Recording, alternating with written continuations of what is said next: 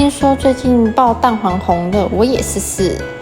蛋黄奶豆7个月龄以上，做法很简单，我使劲搓搓搓，终于破了。加1勺奶粉。为了波波的营养均衡，我还加了天然的小绿粉，搅拌均匀。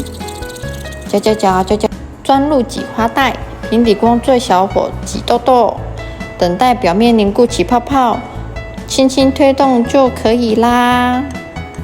不粘锅的状态就是熟啦。出锅啦！